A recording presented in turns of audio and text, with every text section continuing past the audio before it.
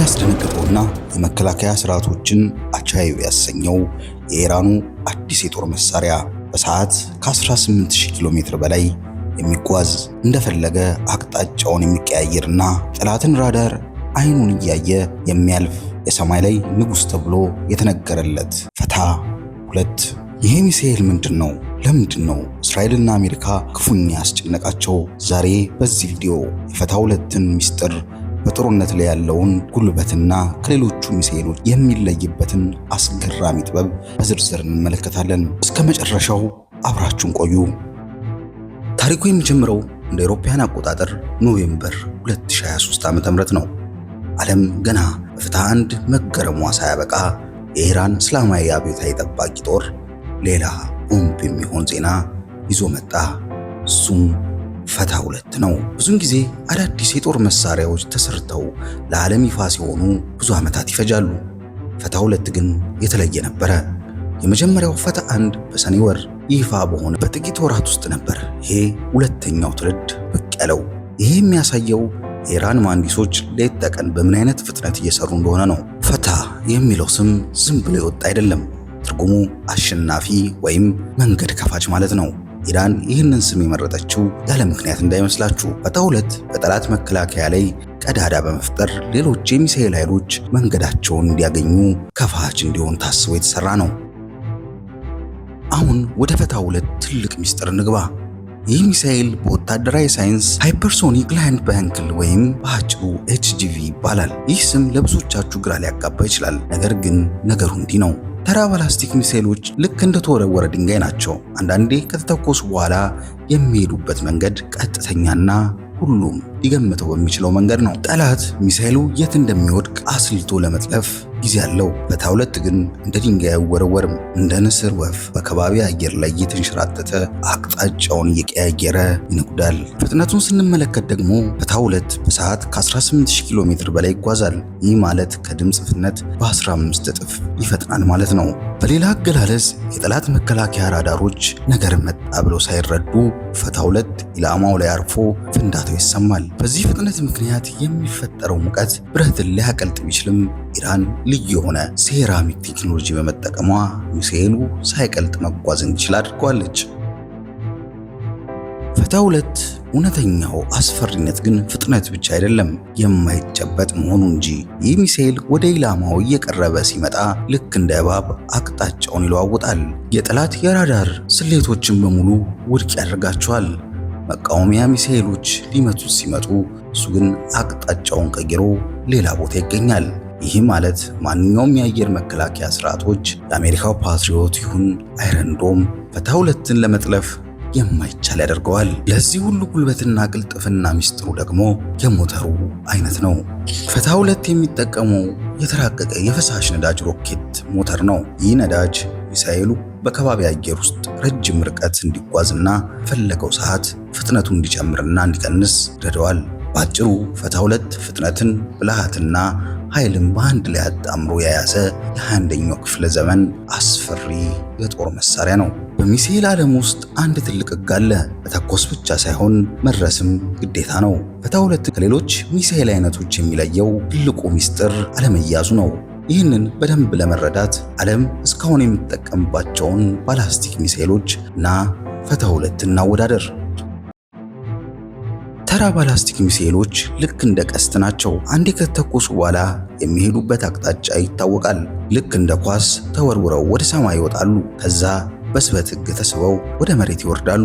የጠላት መከላከያ ስርዓቶች እንደ አሜሪካው ፓትሪዮት ወይም የእስራኤሉ አይረን ዶም አይነቶች የሚሰሩት ይህንን አቅጣጫ ቀድሞ በማስላት ነው። ሚሳኤሉ ገና አየር ላይ እያለ ባሰሉት ስሌት እዚህ ጋር ይደርሳል ብለው መጥለፍ ይችላሉ። ፈታ-2 ግን ይህንን የሂሳብ ስሌት ሰባብሮታል። እሱ እንደ ቀስት ቀጥ ብሎ አይሄድም። ይልቁንም እንደ እባብ እየተጠማዘዘ እንደ ልቡ አቅጣጫውን እየቀያየረ ነው የሚጓዘው። ራዳር ላይ ይታያል። ነገር ግን መከላከያው ሚሳኤል ሊመታው ሲመጣ ፈታ-2 ቦታውን ቀይሮ ያመልጠዋል። ይሄ ማለት የጠላት መከላከያ ሚሳኤሎች ይህንን አስልተው ለመምታት ይቸገራሉ። እስኪ ያስቡት፣ እንደ አይረን ዶም ያሉ ስርዓቶች የተሰሩትኝ ቀስ ብሎ የሚመጣውን አቅጣጫ የታወቀ ሮኬት ለመምታት ነው። ፈታ 2 ግን በከፍተኛ ፍጥነት እየበረረ በተመሳሳይ ጊዜ አቅጣጫውን ስለሚቀያየር ለማንኛውም ዘመናዊ መከላከያ የማይቻል እንቆቅልሽ ሆኗል። የሩሲያው ኪንዛል የሃይፐርሶኒክ ቢሆንም ፈታ 2 ግን ግላይድ የማድረግ ወይም የመንሸራሸር ብቃቱ የተሻለ እንደሆነ ይነገራል። ይህ ማለት ፈታ 2 የጠላትን ሰማይ ሰብሮ በመግባት ኢላማው ላይ የማረፍ ዕድሉ 99 በመቶ ነው ይላሉ። ታዲያ ይሄ ሁሉ ቴክኖሎጂ ለጉራና ለወታደራዊ ትርኢት ብቻ ነው ወይስ በተግባር የጠላት ምሽግ የመስበር አቅም አለው? ለዚህ ጥያቄ ምላሽ ለማግኘት ወደ ጥቅምት 1 ቀን 2024 መመለስ ይኖርብናል። ጥቅምት 1 ቀን 2024 ዓ.ም በዚያን ምሽት መካከለኛው ምስራቅ ታይቶ በማይታወቅ የእሳት ዝናብ አስተናግዳለች። ኢራን ኦፕሬሽን ትሩ ፕሮሚስ 2 በሚል ስያሜ ከ200 በላይ ሚሳኤሎችን ወደ እስራኤል ተኮሰች። በዚያ ጥቃት ነበረ ፈታ 2 ለመጀመሪያ ጊዜ ዓለምን ያስገረመበትን የጥምቀት እሳት የተቀበለበት። እስቲ እንመልከተው። የኢራን ዋና ኢላማ ማን ነበረ? እጅግ ጥብቅ ጥበቃ የሚደረግለት የዓለማችን ዘመናዊ ተዋጊ ጀት የሚባለው F-35 የሚገኝበት ኔቫቲም የአየር ጣቢያ ነበረ።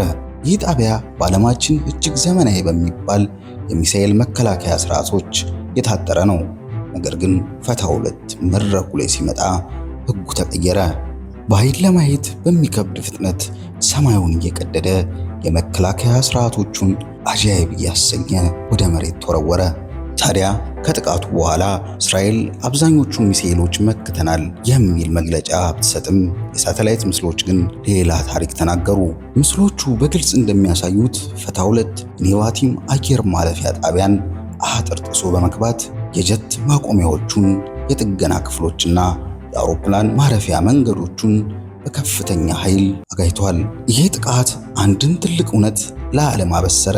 የቱንም ያህል ዘመናዊ መከላከያ ቢኖር ለሃይፐርሶኒክ ሚሳኤል ግን ገና መፍትሄው አልተገኘለትም የሚል። በዚህ ጦርነት ላይ የታየው ሌላኛው አስገራሚ ስልት ፈታ 2 እንደ መንገድ ከፋች ማገልገሉ ነው። በከፍተኛ ፍጥነት አቅጣጫውን የመቀየር ብቃቱ የጠላትን ራዳሮች መከላከያ ስርዓቶች ወደሱ እንዲያተኩሩና እንዲደነግጡ ያደርጋቸዋል። በዚህ መሃል ሌሎች ተራ ባላስቲክ ሚሳኤሎች ያለምንም ከልካይ ኢላማቸው ላይ እንዲያርፉ መንገድ ይከፍትላቸዋል። ፈታ 2 በጦር ሜዳ ላይ ለኢራን የሰጣት ትልቁ ብልጫ ይሄ ነው። የጠላትን ዓይንና ጆሮ አደንዝዞ ለድል ማብቃት። እንግዲህ ፈታ 2ን በዝርዝር ስንመለከት ቆይተናል። ይህ መሳሪያ ለኢራን ዝም ብሎ የሚሳኤል ስብስብ አይደለም። ይልቁንም ወታደራዊ አቅሟን ወደማይደፈርስ አዲስ ምዕራፍ ያሻገረ የቴክኖሎጂ ጥበብ ነው። እስከ 1800 ኪሎ ሜትር ርቀት ድረስ የሚምዘገዘገው ይህ የሰማይ ላይ መብረቅ መካከለኛው ምስራቅ ለዘመናት የቆየውን የኃይል ሚዛን በአንድ ጀንበር ቀይሮታል። ለኢራን የሉዓላዊነት ኩራት ሲሆን፣ ለባላንጣዎቿ ደግሞ መፍትሄ የሌለው ትልቅ የራስ ምታት ሆኖባቸዋል። ነገር ግን ጥያቄው እዚህ ጋር ነው።